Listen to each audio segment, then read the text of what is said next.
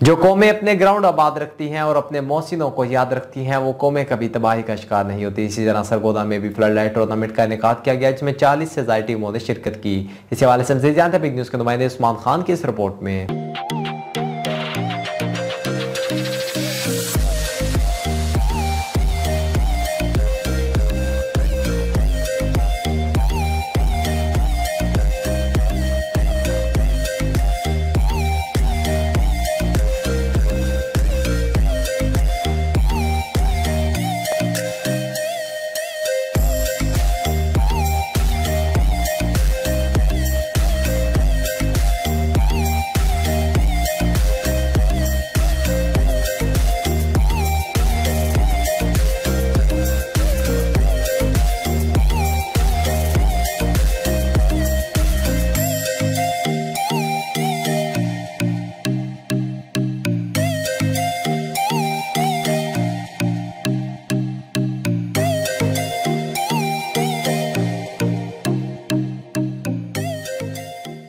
سرگودھا صوبائی حلقہ پی پی 75 سے سابق امیدوار میاں اکرام الحق، صحافی محمد اکرم عامر، چودھری شبیر ارائیں، کرکٹ کوچ ارشد کپتان، رانا محمد کاشف، سید باقر حسین شاہ، نوجوان کرکٹر رانا محمد بلال اور دیگر نے کہا کہ جو قومیں اپنے گراؤنڈز کو آباد رکھتی ہیں اور اپنے محسنوں کو نہیں بھولتی وہ قومیں کبھی تباہی کا شکار نہیں ہوتی بلکہ ان قوموں کا معاشرے میں اعلیٰ مقام ہوتا ہے۔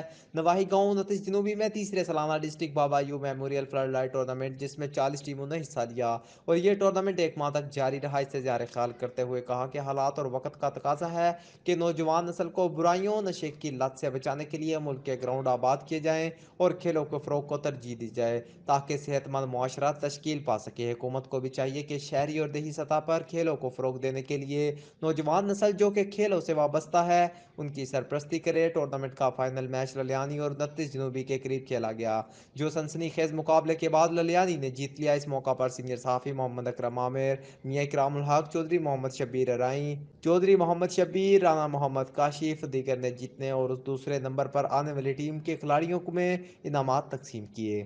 فائنل میچ دیکھنے کے لیے کرب و جوار کے دیہاتوں سے ہزاروں افراد موجود تھے، جنہوں نے اچھی کارکردگی کا مظاہرہ کرنے والے کھلاڑیوں کی خوب حوصلہ افزائی کی۔ عثمان خان، بگ نیوز، سرگودھا۔